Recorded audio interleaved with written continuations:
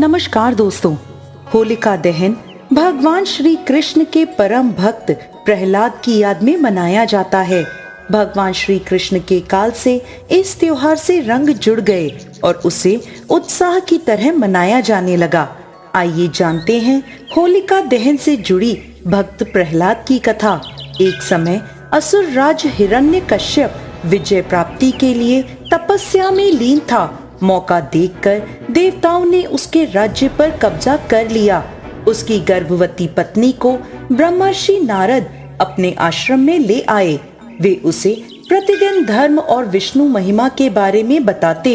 यह ज्ञान उनकी गर्भ में पल रहे प्रहलाद ने भी प्राप्त कर लिया। बाद में असुर राज ने ब्रह्मा के वरदान से तीनों लोकों पर विजय प्राप्त कर ली और अपनी पत्नी को वापस अपने पास ले आया।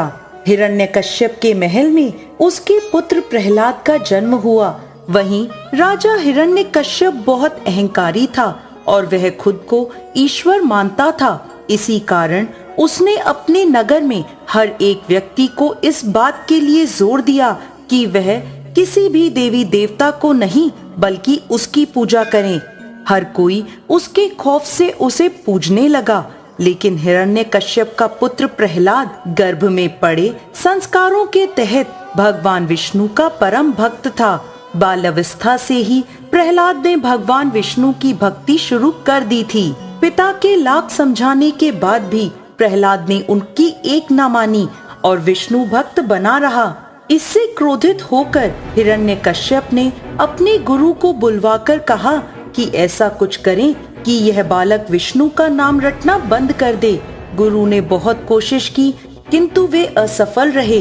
तब असुर राज ने अपनी पुत्र की हत्या के आदेश दे दिए। इसके बाद प्रहलाद को कई तरह की यातनाएं भी दी गई। उसे हाथी के पैर से कुचलवाने की कोशिश की, सांपों के तहखाने में बंद किया गया, जंजीरों से बांधकर पानी में डुबाने के जैसे अत्याचार प्रहलाद पर किए गए। लेकिन वह हर बार बच गया और वैसे ही अपनी विष्णु भक्ति में लीन रहा। ऐसे में हिरण्यकश्यप ने अपनी बहन होलिका को अपने इस फैसले के बारे में बताया।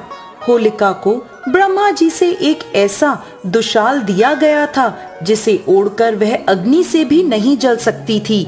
योजना के अनुसार होलिका अपने भाई हिरण्यकश्यप के साथ मिलकर उसके बेटे को मृत्यु के घाट उतारने को तैयार हो गई।